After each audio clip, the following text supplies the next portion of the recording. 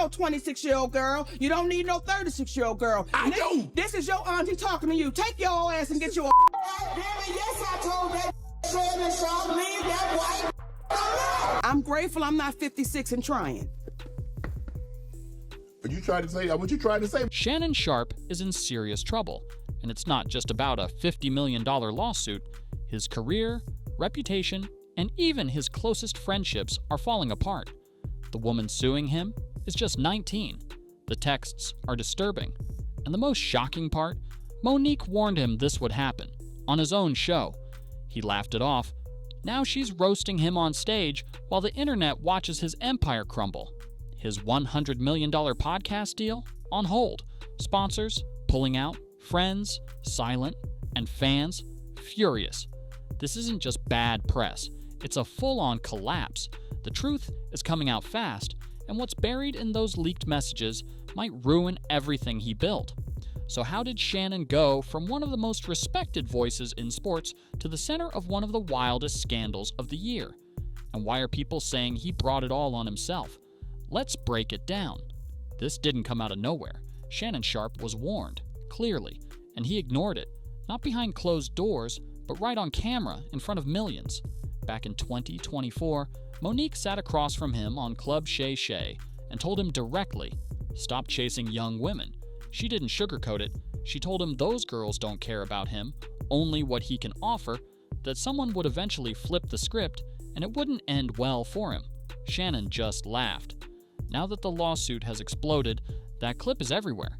Fans are saying Monique saw the downfall coming before anyone else. She didn't speak in riddles. She gave him real advice. But Shannon, at 54, kept chasing women in their teens and 20s. And now, it's all catching up to him. The girl suing him, 19. The accusations, serious. The timing, deadly. Just days before he was supposed to close a $100 million media deal. And Monique? She's not holding back. During her recent stand-up on tour with Cat Williams, she reminded the crowd, I told him to leave that white alone. Her words hit harder now, not because they were funny, but because they were true. But this is only the beginning.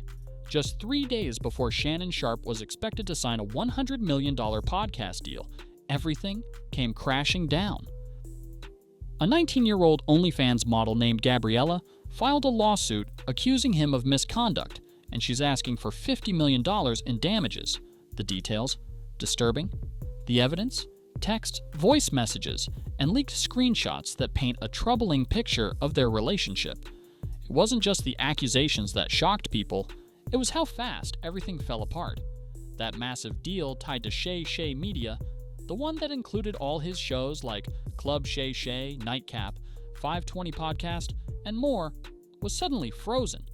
Sponsors started backing off, supporters got quiet, and the headlines exploded overnight.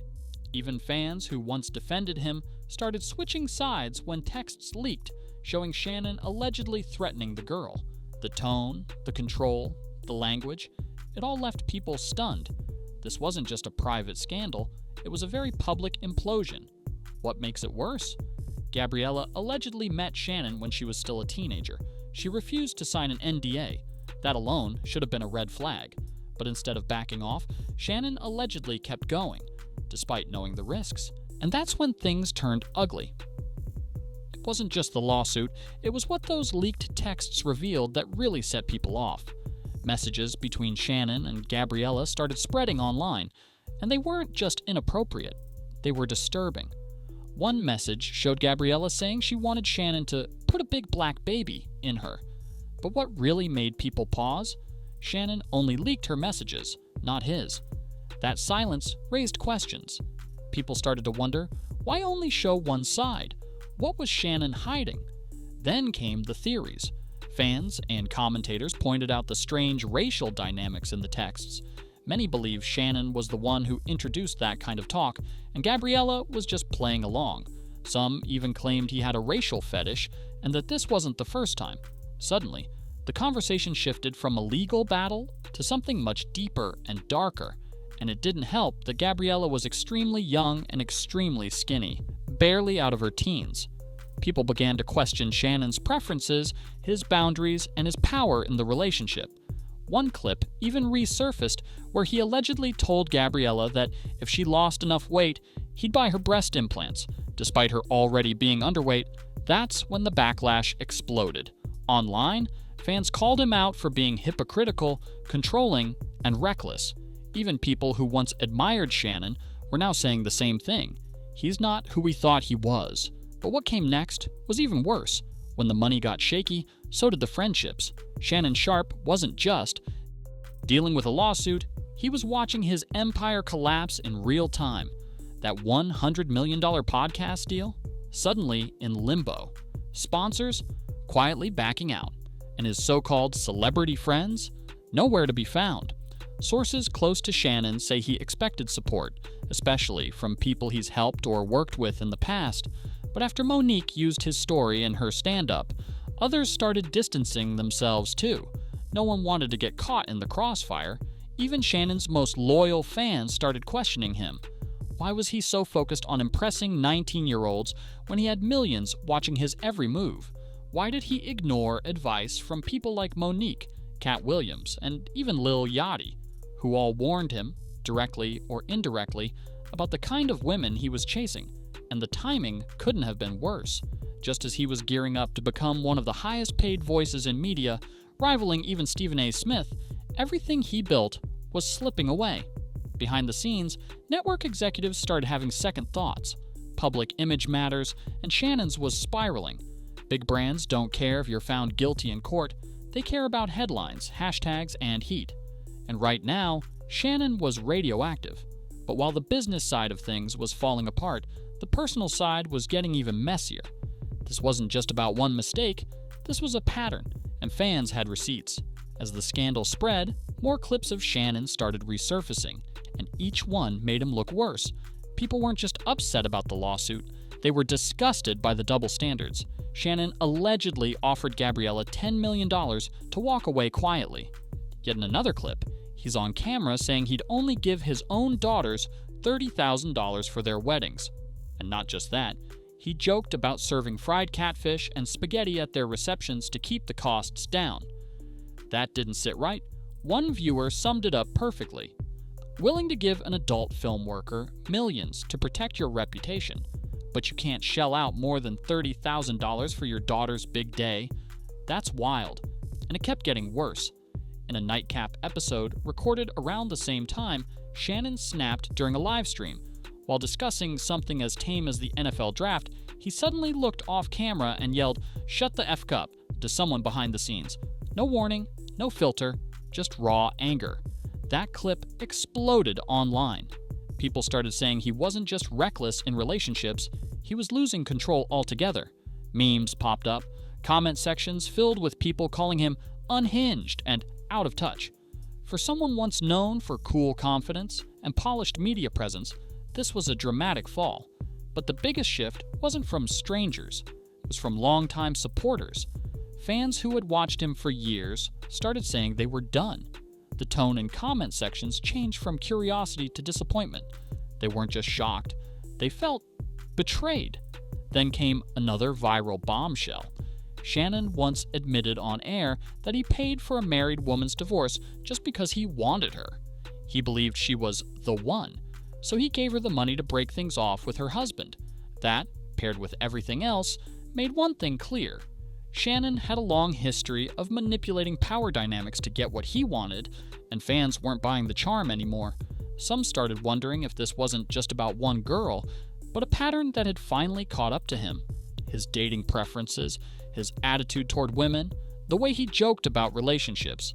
It all started to look like red flags that were ignored for far too long. And the more people watched, the more they realized Monique wasn't clowning him. She was exposing him. But there was still one part of the story that most people hadn't fully processed, the deeper problem behind Shannon's choices. At the center of all this wasn't just bad judgment, it was something more disturbing. As fans and critics pieced things together, one unsettling pattern kept surfacing. Shannon Sharpe seemed obsessed with control, not just in his relationships, but in who he chose, how he spoke to them, and what kind of women he surrounded himself with.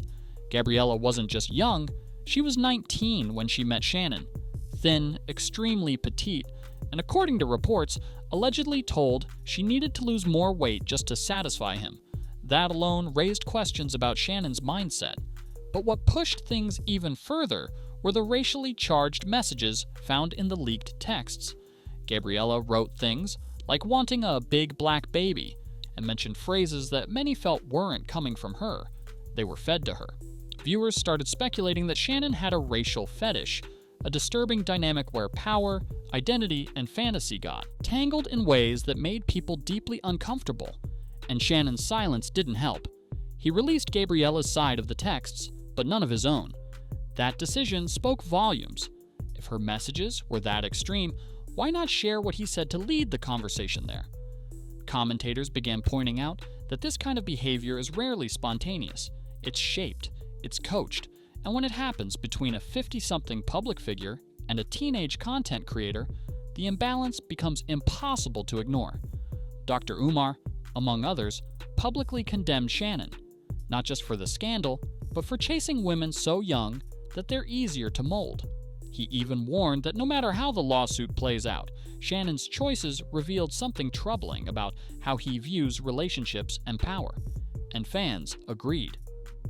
They started rewatching interviews, listening closer to the jokes, noticing the little comments he'd make about women, age, and appearance. Suddenly, it all made sense, and none of it was funny anymore. Monique wasn't being harsh, she wasn't bitter, she was trying to wake him up. But instead of listening, Shannon kept going. He laughed off warnings, ignored the red flags, and now he's facing the consequence in front of the world. And while the legal battle is far from over, one thing's already certain: his image has changed forever. But just when people thought it couldn't get any messier, it did. This wasn't just a scandal, it was a slow-motion crash we all saw coming. Monique tried to stop it, fans tried to warn him. Even fellow celebrities pointed out the red flags. But Shannon Sharpe didn't listen. He kept chasing something that looked like validation, but ended up being destruction. He ignored experience, he laughed at advice, and now, he's not just facing a lawsuit, he's facing the weight of his own choices. The truth is, what happened with Gabriella might just be the tip of the iceberg. What's unraveling now is a pattern, a lifestyle built on ego, control, and chasing women young enough to call him Sir. It wasn't funny, it wasn't cool, and now, it's not private either. His career may bounce back, a rebrand, a quiet settlement, a few months off the radar, sure, it's possible. But the version of Shannon Sharpe that fans once trusted, that image is gone. And Monique, she's not being petty, she's not being messy. She gave him the truth when he needed it most. Now she's using the mic not to humiliate, but to remind us all what happens when pride drowns out wisdom. Shannon's fall is loud, but the silence from those who once stood beside him, that speaks even louder. So the real question isn't whether Shannon will win in court, is whether anyone will ever believe in him again.